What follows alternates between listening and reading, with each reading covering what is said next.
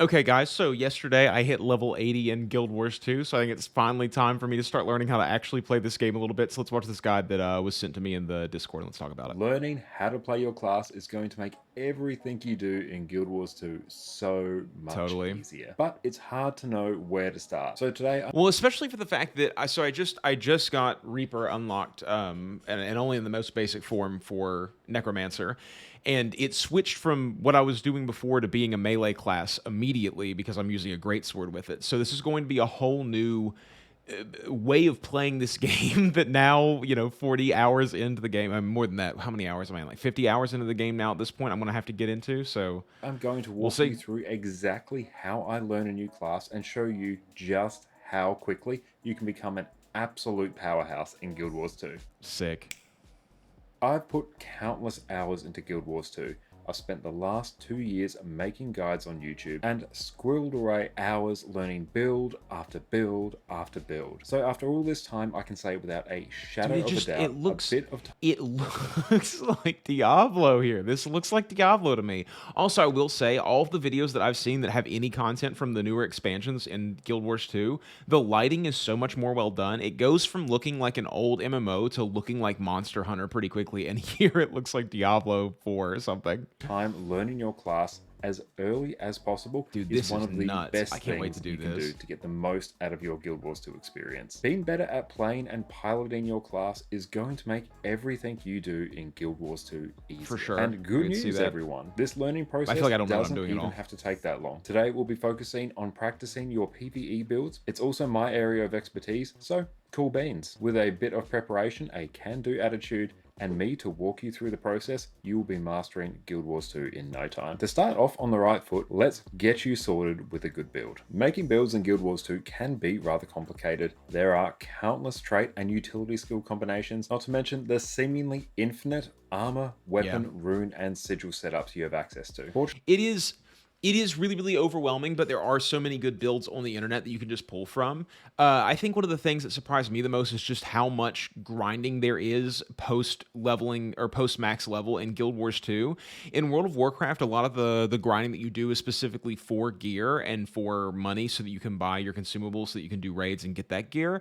But like in Guild Wars 2, dude, you hit level cap and then they're like, yeah, this isn't really level cap though. You need countless hero points. You need more mastery points. You need to be able to get just so much stuff. I mean, not even just items that you need to get as drops. There are real, what I would consider to be levels that exist post max level. So it's something a lot like Elder Scrolls Online in that way. Fortunately, there are some Never insanely smart stops. people Grind in the never ends. community that have you covered. There's tons of great build resources out there, which I've linked in the description. They each cover different areas of the game, but no matter which build you pick up, at least you're off to a good start. For newer players, picking an already optimized build is going to save you a huge amount of time, effort, and heartache. Not to mention, Yeah. these builds have been thoroughly tested and have things like DPS benchmarks I and was DPS sent one logs, already that which I'm you can using. use to check your progress. No matter what build you pick, take the time. It doesn't Dude, necessarily Fashion Souls is so good. I'm going to add a link in the Discord. I'm going to add a channel in the Discord in order to have a Fashion Soul section because like,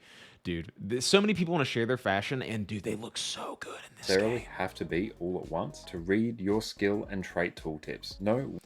This is something that I've been noticing about Guild Wars 2. Sorry to keep pausing the video, but this just came into my mind. Guild Wars 2 has this really interesting component to it that everyone who plays it almost feels like Guild Wars 2 is a different game to them specifically. Some people play it as if it's a sci-fi game. Some people play it as if it's a deep fantasy game. Some people play it as if it's an extension of an anime that they like. I mean, I literally saw a Luffy from One Piece cosplay the other day in Guild Wars 2, and it was really, really good. I'm always shocked by the ways that people put outfits together in this game that feel like they completely fit inside of the world, but also look unlike anything else that I've ever seen in it before. And that's just a really astounding piece of creativity that the players in this game tend to have. What your skills and traits do, how they work together, and any other bonuses you need to be mindful of, and this will already put you miles ahead of where you would be otherwise. Now, Guild Wars 2 doesn't do the best job of telling you exactly how you're performing. If you're in a Yeah. group of 10 No people and MMO the really boss does from the dies base. 20 seconds faster than it did the last time, do you know how much better you did? There's no way for you to know just how much you've improved. That's where Arc DPS comes in. With Arc DPS, you can see your total damage per second along with a Am I whole gonna do host it? of Am I other gonna download a DPS meter for Guild Wars 2 now? useful information over the course of an entire fight. This add-on has been an absolute staple of the Guild Wars 2 endgame community for years, and I personally can't imagine my life without it. I won't go into detail here about how to get it set up, but you can check out my previous video where I walk you through step by step how to easily install and customize Arc DPS. This is completely optional, but I do highly recommend it. Now that you're all set up, let's introduce you to the best place in Guild Wars 2 to focus in and practice your class, the Special Forces training area. Here Never you even can heard of summon a this. golem to whack away at until your heart's content. And as you go along, you'll get a readout of your DPS in the game's chat window. You can Oh, that's apply really boons to yourself, conditions to the golem, and even toggle on different levels of damage to practice your healing. For your convenience, you can also use your special action key to recharge all of your skills if you want to jump right back into practicing as quick as possible. Before we dive in, we need to get the golem set up correctly. If you want to compare your performance to the best players in the game, we need to set up similar conditions. Fortunately for us, if you want the exact same conditions that the wonderful people over at Snowcrows use when setting the highest possible DPS benchmarks, there's a guide just for that, which I've included down in the description below. However, if you want a quick way to get started, simply do the following. Come over to the right console and grant yourself every single boon. There are some cases where classes get extra benefits based on the number of boons that they have, so granting all of these boons can slightly inflate the DPS numbers of these specific classes anyway. For most cases though, especially when you're practicing, simply do not worry about it. If we want to practice on the golem, we need to remove as many barriers as possible. Just give yourself every boon and move right on. The same applies to conditions on the golem as well, which you can apply on the left console over here. Having conditions on the golem, especially vulnerability, a 25% damage increase, really amps up your damage. So again, grant boons to yourself, apply conditions to the golem, summon a small hitbox, 4 million HP. Yeah, I can use guns in my offhand now, right? There's a build. I'm just gonna have to go look up builds, honestly. This is what most people tend to use. Then you're good to go. Also, if you want to have the best time possible on the golem, make sure you use the food and utility that your build requires. Food and utility accounts for a huge... This is the funniest thing about MMOs in general, is that whenever you're playing through them, you never even think about all of these little buffs because you don't really need them whenever you're doing core leveling in any MMO, as far as I've experienced. And then you get to a point in this game to where you start noticing that the percentages are making such a huge difference. Like 3% to a 200 damage hit is not very much damage. It's only 6 extra damage.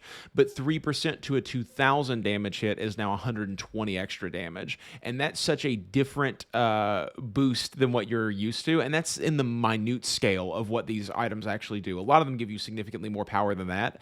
And so you very quickly start to understand, once your numbers become bigger and bigger, those tiny little percents make such a difference. Huge portion of your stats, and you're leaving a couple of thousand DPS on the table if totally. you leave home without it. One of the most common questions people have when they start practicing on the golem is, why is my damage so low? Quite often it turns out they didn't apply boons to themselves, conditions to the golem, and weren't using any food or utility. Then instead of doing over 30k DPS, which they are more than capable of, they may be struggling to break 15k. Boons, conditions, food, and utility are important. Don't leave home without them. Now, how are you going to practice? First up, find a rotation guide. You can find these on websites like Snowcrows, my YouTube channel. There are so many sources out there that will tell you what skills you should be using at any point. Have this rotation section open in another tab and keep on referring back to it. Focus on a small section of your rotation and practice it over and over again until you start to feel it becoming muscle memory. It will feel awkward at the start, but after a few minutes, it will become easier and easier. Use the special action key. And the rotations are super different depending on what elite spec that you actually go into and what weapons you start using. I find this to be a really interesting thing because a lot of the reasons that people tell you not to boost second characters in this game is because they say, well, you need to learn how to play your character first. And I always think it's such an interesting concept because when you're playing your second character, when you're playing any character, once you get them to level 80 and you start getting your elite specs, you're not really you're not really playing that character the way that you would have played it if you would have leveled it up all the way through that. Like my necromancer, even though I F1 still gives me a spectral form, or still gives me the what's it called, the transformation, whatever, I can't remember what it's called. But the actual way of playing the character has changed so much that it doesn't feel anything like the way that I was playing him before. I'm no longer a purely ranged character. I'm a primarily melee based character now at this point, and I don't really know why people tell you to learn to play your character through leveling up and doing that super long tutorial, but When in the training room to refresh your skills. Do this so you can practice the section you're focusing on with no downtime at all. Once you're comfortable, pick a new part of the rotation to focus on, or simply continue your rotation from where you got to before. Before you know it, you're going to be working your way through your full rotation. Focus on pressing the right buttons in the right order. As you get more comfortable, try and press your skills faster and faster. The point here is to try and get the correct rotation at least partially committed to muscle memory. I want to get so a when you virtuoso take your so class bad. to open world, raids, fractals, or strike Bro. missions, you'll at least have a good idea of what you're meant to be doing. You'll also be able to pick up very quickly if you do something wrong. This little bit of practice you've done now will make any mistakes stand out like a sore thumb. You don't need all that long smacking the golem at this stage. Personally, I may only spend about 30 minutes getting a good idea of the rotation and getting that muscle memory down pat. Now, give yourself a pat on the back. Simply doing this step is probably going to place you near the top of your random pub groups when it comes to DPS. Make a mental note of what your DPS was in the golem, then take your build, run some raids, And see how you strikes, actually compare fractals, that, or yeah. world bosses with it, and leave this poor soul behind you. Now, every enemy you encounter is a chance to practice your rotation. After a while, you're going to start feeling really comfortable with your class.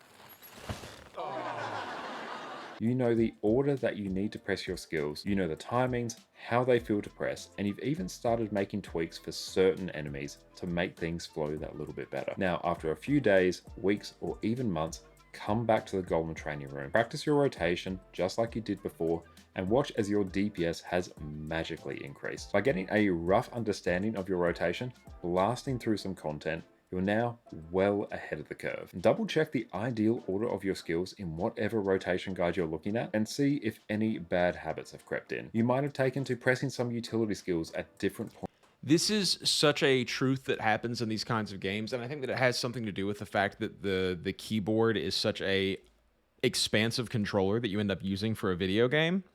And I've noticed bad habits that have started popping in on me when I'm playing my characters, right? So like if I switch to staff on necromancer and I want to just drop all of my AoEs, I'll very often just like 2 3 wait for the cooldown, then do 4, then 5.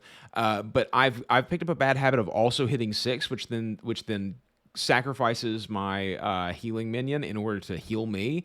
But now I don't have my healing minion out, and now I'm taking more damage, and I don't have as much sustain as I did just a moment ago. And this is like a habit that has just crept in on me out of nowhere. And this happens all the time whenever I'm playing MMOs, that I, over the time of playing the game, get new bad things happening to me that I haven't done ever before. In your rotation, or skipped certain skills entirely. Now is the best time to iron out those kinks. Again, you don't need to spend long here, just enough time to get a few rounds on the golem in, see how much your DPS has increased, and correct a few bad habits. Do this every now and again, and you'll easily find yourself at the top of the DPS charts. Now, for the eternal question, what exactly does it mean to be good? This has always been a bit of a moving target, depending on how the overall balance in Guild Wars 2 is getting on, but let's pull some numbers to get started. Most of the top DPS builds in Guild Wars 2 have a benchmark number sitting somewhere in the realm of 40 to 45k DPS. If you're hitting numbers in this range, then congratulations.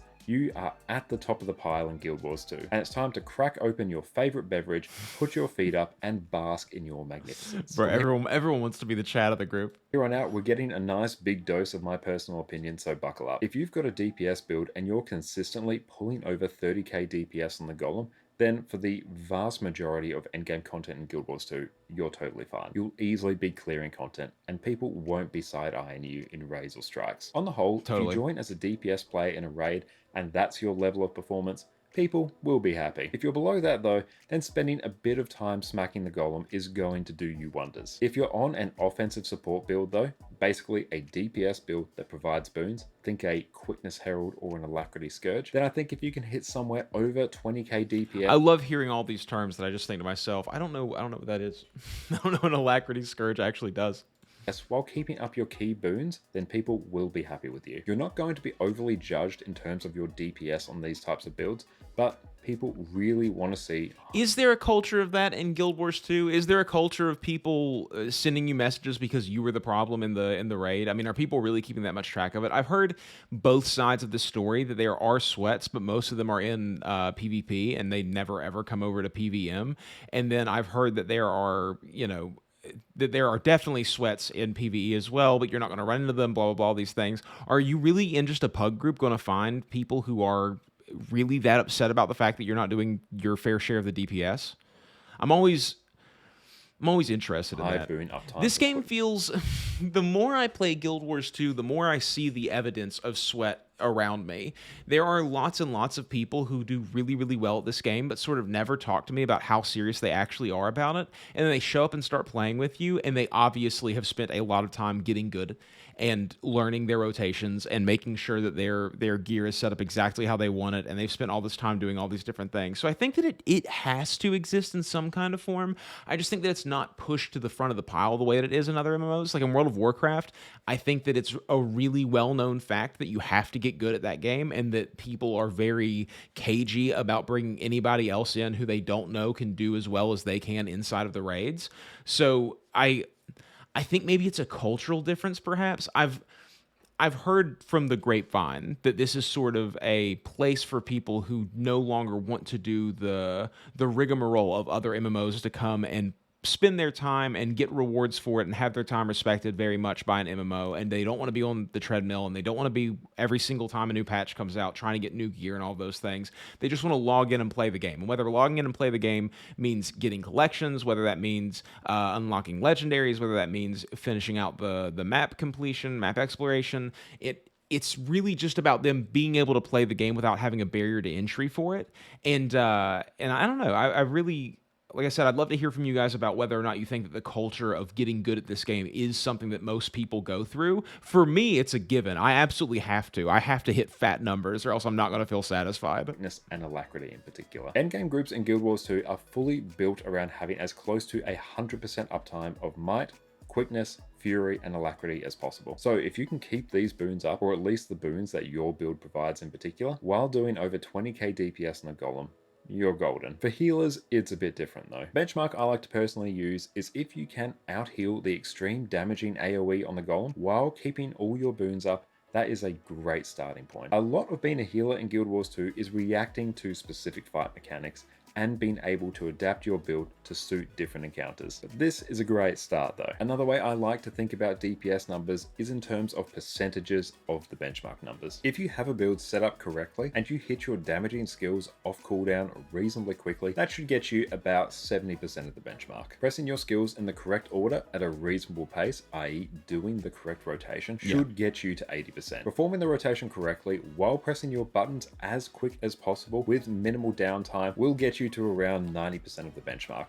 Learning rotations can also be a really good way of learning your class in general. You think that you understand what every single one of your skills do, but until you understand how it works in tandem with the other skills around it, i.e. what order of buttons you need to press in order to get the most damage out, you really don't have any idea what your skills are doing, because you get the numbers, but you don't get what the given effect of those numbers actually are and how you can maximize your output from those numbers. So you have skills that lead into each other in really, really good ways. You have skills that are going to, make the enemy vulnerable, and then you attack them in order to do more damage with your more powerful skills, and then you have skills that you use to negate damage.